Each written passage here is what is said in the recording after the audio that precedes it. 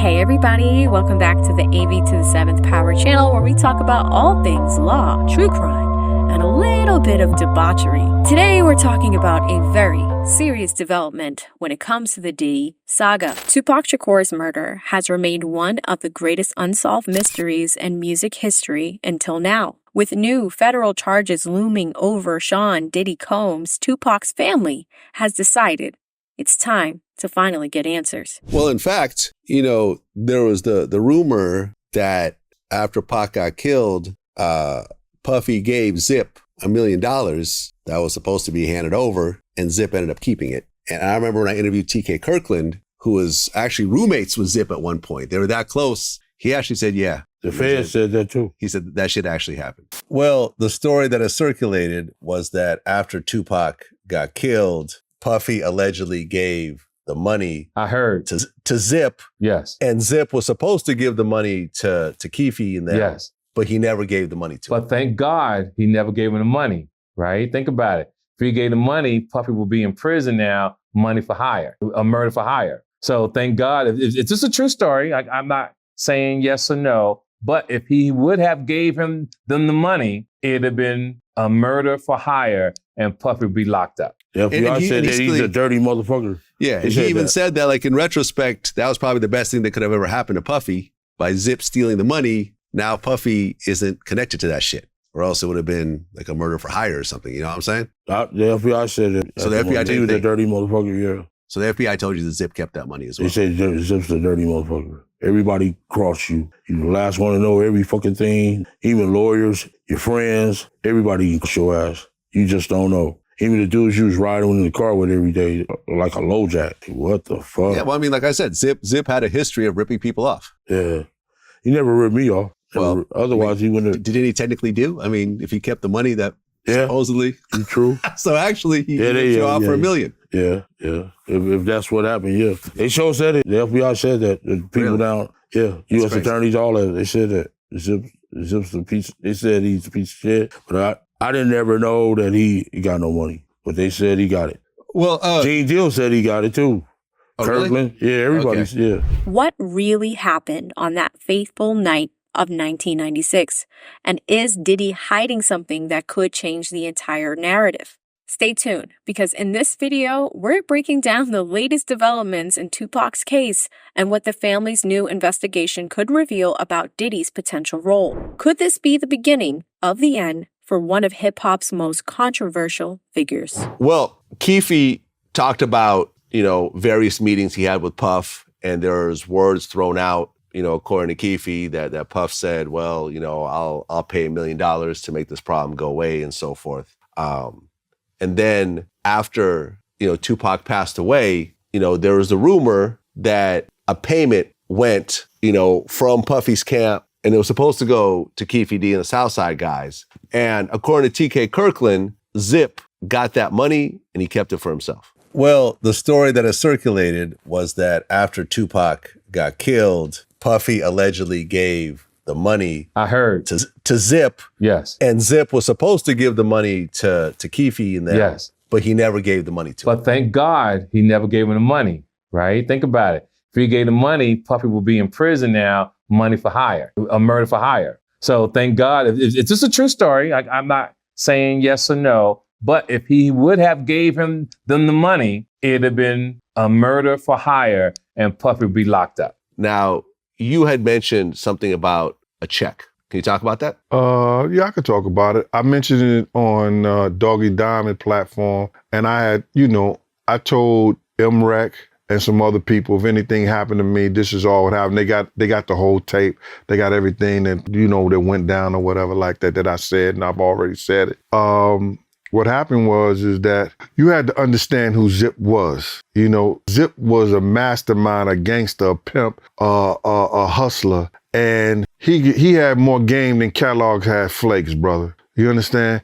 So just for instance, before I break this check thing down to you, Zip used to do shit like that. He have 20 guys in the club with him, right? And he gonna say, yo, we got all these girls, you got chicks. We gonna get 20 bottles of champagne, 5 bottles of Grey Goose or Belvedere, and we gonna get 5 bottles of Hennessy. Now, he'll tell all 20 of the guys, I need like $400-500 from each one of y'all. You understand? Because they know in the club bottles are $200 and better. You know what I mean? So we could drink all night and we could show how the girls like that. Boom. Zip already went to the manager, and most managers and people in the clubs thought he was Puff's uncle. He already went to them and made a deal with him on the bottles. You understand? So these guys are giving him $200 to $500, you know what I'm saying? Giving their money out. He's getting the bottles at cost. You understand? Because he's getting so many. You understand? Yeah. And when he go to get the manager some money, it's only a tip for the bartenders because he already paid for that. You know what I mean?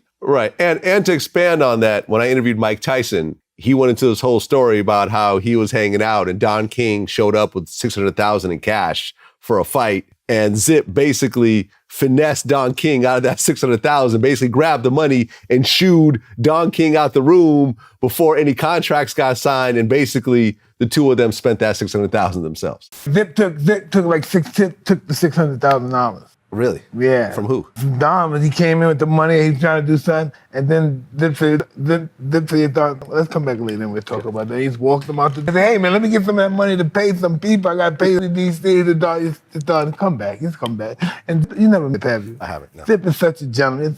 Please come back. Not right now. He's just not feeling well, dog. Bye. And then we're picking the money, we're like, wow, we're the bitches. That's just everything. We got to do it tonight. So Zip is known for just robbing people in various types of ways. I wouldn't say robbing them, you know what I'm saying? Well, because ain't nobody took him into court. Right. Finessing people, basically. Finessing people. I told you he had more game than Kellogg had flakes, man. You know what I'm saying? He could talk a well out of water. So now, after Pac got killed and we heard about, somebody got a check or something like that, Zip came up on my man's spot because, he used to always try to, show him new cars and everything. Every time he got something new, he would come on our block and show it to us, either to the game room or on the block when we was cooking or whatever we were doing. And he came up there and I heard TK Kirkland interview with you. He said he got a check for $5. It wasn't no check for no $500,000. Zip had a check in his right back pocket, and that check was for $1 million. He said he got Jimmy Henchman got him the check from Barry Hankerson or something like that. Barry Hankerson, I think, there was a Leah uncle or manager or something like that, gave him that check for Black Ground Records. That's what he said. Follow the paper. I didn't know he had a record label. I didn't know he had a record company, Black Ground label, but that's what he said he got the check for. You understand? Mm-hmm. I'm not the only one that's seen the check. There's other people that I'm not going to mention their name, but they know, they know who I am because we already discussed it and talked about it. You understand? And I told people that I was going to let the people know. He had a check for $1 million, but he said that Jimmy Henchman got it for him from Barry Hankerson for Black Ground Records. I didn't know he had a record company. Well, ultimately, Keefe D and them never got the check, which in the grand scheme of things probably worked out best if Puff actually did write a check for that, because otherwise you'd be connected to that situation. So, Eric Von Zip keeping the money kind of shielded everyone from the situation in its own. So he's a savior type of way.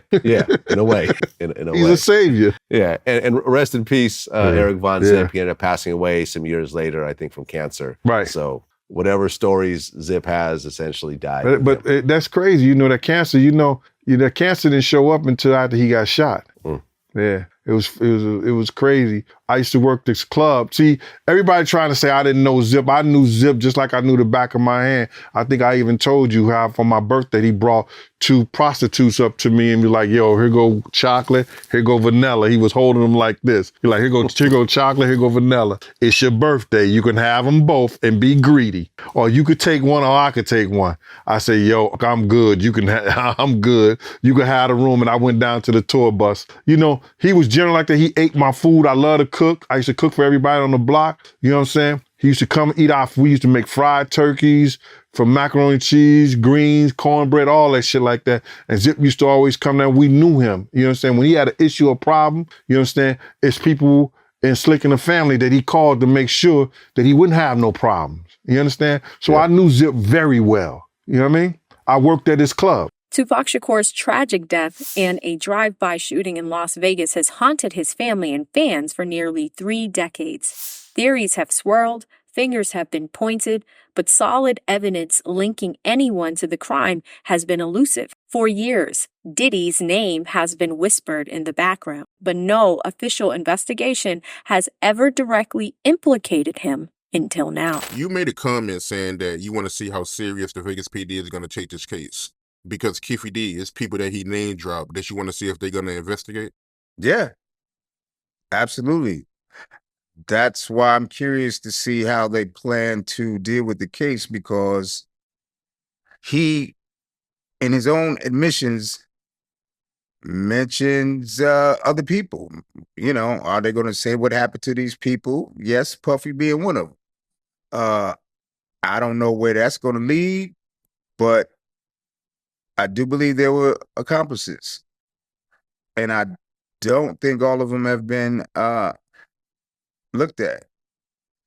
So, you know, because over the years, you know, it's a lot of years, you know, amongst the family, we talk, we want to figure it out too. We thinking certain things too. So, you know, we're waiting to see if we can trust this process. I agree with you. If you believe in everything Keefe D is saying about what happened in the white Cadillac, then you got to take serious when he mentioned Puffy. And, you know, you can't gloss over that.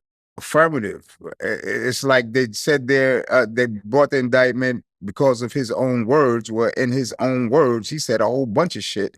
How much you going to hold him accountable for? Because as well as the family, the fans, his people, the fans, his Pac's fans is his family. They run deep, and they don't usually bullshit, and they sincerely want to know what happened, as well as us, as well as the fam. So we gonna see. We definitely gonna see. So I had Keefe D on the platform. I had him on the platform about 5 times, man. And he said that Diddy, he was scared of Tupac and Suge, and when he would come to LA, he would use him and the Southside Crips, you know, for protection. And he made so many comments on my platform, man. He also made a comment saying that, you know, Diddy, when he was around Diddy made a comment about putting a hit on Tupac and Suge, you know. So how you feel when you hear stuff like that? Very interesting. I wasn't there. I've heard these stories before. And if it's true, you know, what's going to happen? You say on your own platform. He said this on your platform that he put up $1 million to get Pac here. Yeah, correct. He was around Puffy, and Puffy made a comment when they was around. Yeah. Okay. And then Pac got hit. You're right. Right. So, you know, hey man, I watch Law and Order. I ain't no cop. I ain't no lawyer. I watch Law and Order. You know what I'm saying? And the way this is going, it looks like a certain type of thing is going down. We gonna see. Yeah, because I mean, if everything Keefe D is saying is true, and this is Keefe D saying this, not me, Keefe D, he's the one saying this. I mean, Tupac and Orlando, they would have never fought. You know, Tupac, he would have never got killed. I mean, none of this would have never happened, man, if it wasn't for that bounty, right? It would seem so. It would seem so. Am I right? You're right. It would seem so. And then my brother was murdered. I know a lot of brothers I know in LA that if they were doing business with a group of brothers and one of them, well, he wasn't then, but now, you know, he's a billionaire, right? That's what he said. He's a billionaire, right? He got bread. And I don't see that individual not paying for it in some kind of way. What was the incentive? You know, what was the incentive? Was the incentive just revenge, or was the incentive for that supposed money that Puffy supposedly put up? Which one was the incentive? That's what I guess they're going to figure out in court. We're going to see, man, because I agree with you. If they taking this case serious, then they got to interview Puffy. I mean, you got to. I mean, that's Puffy's homie. You know what I mean? They have a relationship. They're friendly. They know each other. So it's very much feasible. You know, and if they choose if law enforcement choose to ignore that, that's something to look at. Everybody keep your eyes on it. And that's what I said, grab your popcorn. It's going down. With Diddy facing his own federal legal troubles, racketeering, trafficking, and conspiracy charges, the Shakur family believes there's finally an opportunity to shine a new light on old suspicions. The family's attorney has been hired to conduct an independent investigation looking for anything that connects Diddy to Tupac's murder. But here's where it gets interesting. Why now? Why after all these years? The timing isn't a coincidence. Diddy's current legal turmoil has opened the door to uncovering new information that was previously inaccessible. So what exactly is this investigation looking into? The newly hired legal team will be focusing on several key areas. 1. Diddy's alleged motive. Back in the 90s, tensions between Diddy's Bad Boy Records and Tupac's Death Row Records were at an all-time high. The rivalry wasn't professional, it was personal. Allegations that Diddy paid for a hit on Tupac have floated around for years, with some even claiming that the infamous rivalry was a cover-up for something much darker. The new legal team's job is to dig into this motive and find out if it holds any legal weight today. Next is connections to known associates. The family's investigation will also be revisiting the individuals named in past theories.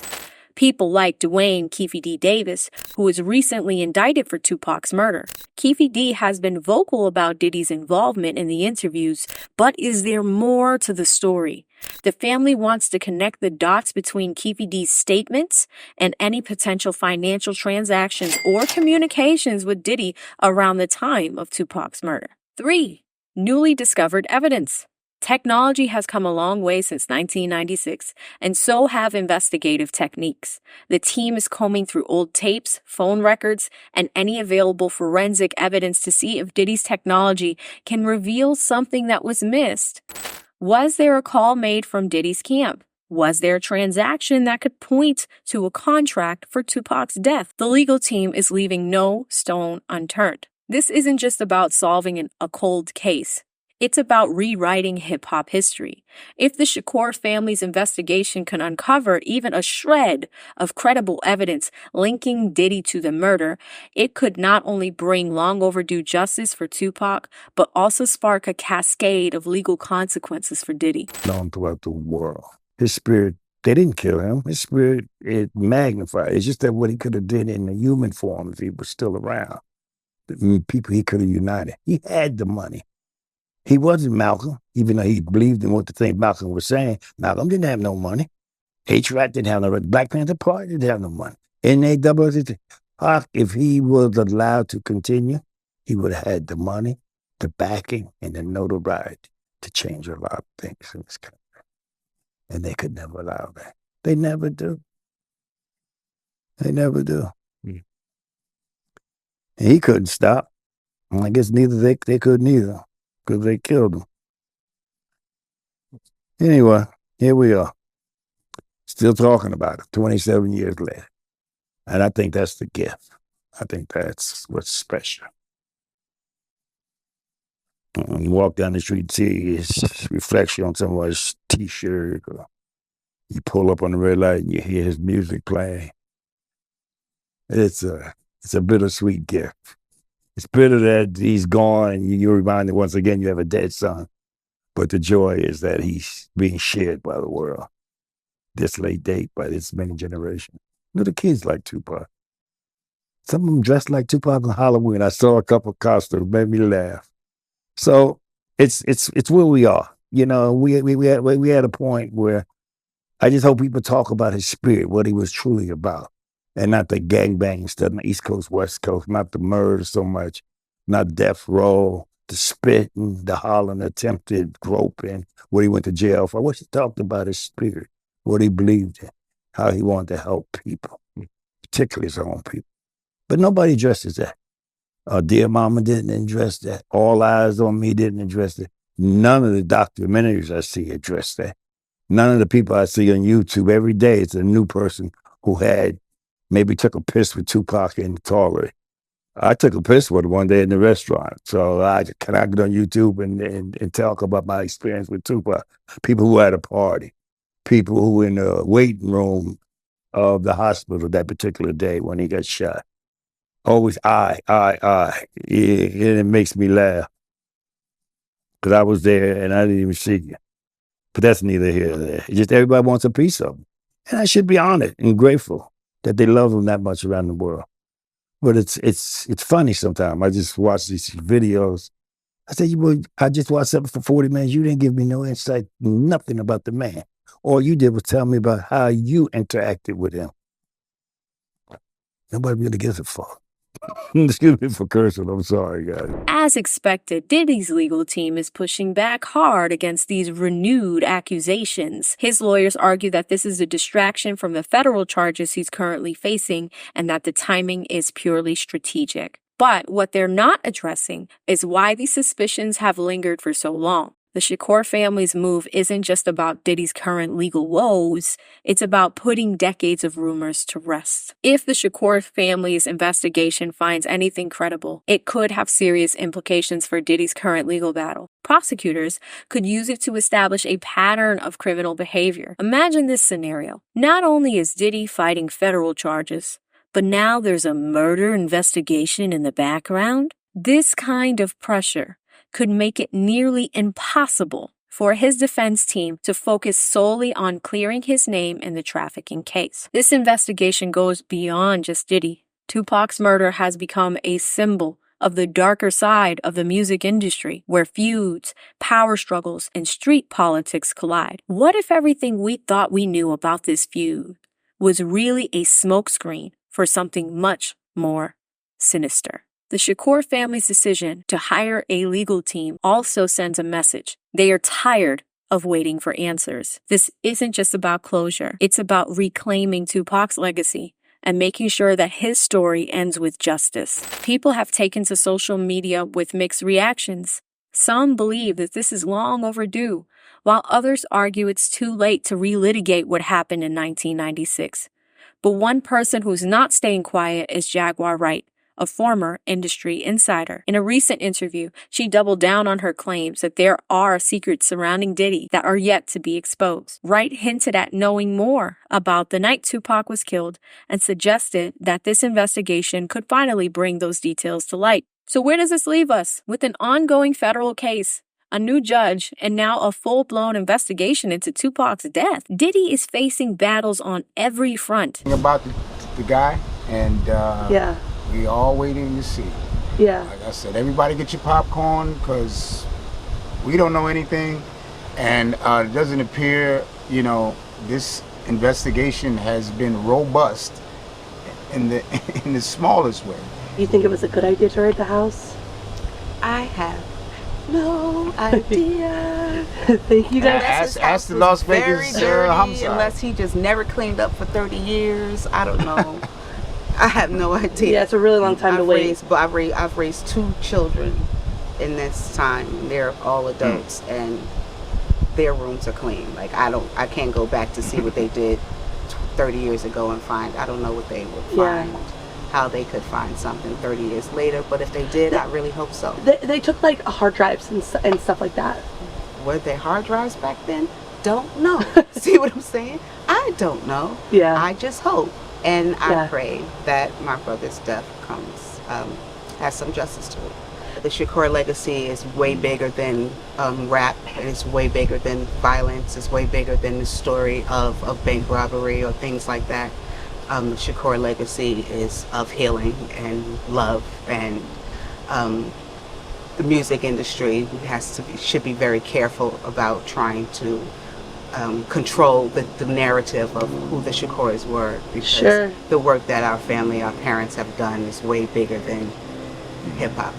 I wanted to ask, how did his teachings influence Tupac's music? I mean, one of the reasons that TMZ is with us today is because Pac screamed his name out on records. Yeah. Everybody knows the lines. Yeah. Ride for Matu like we ride for Geronimo.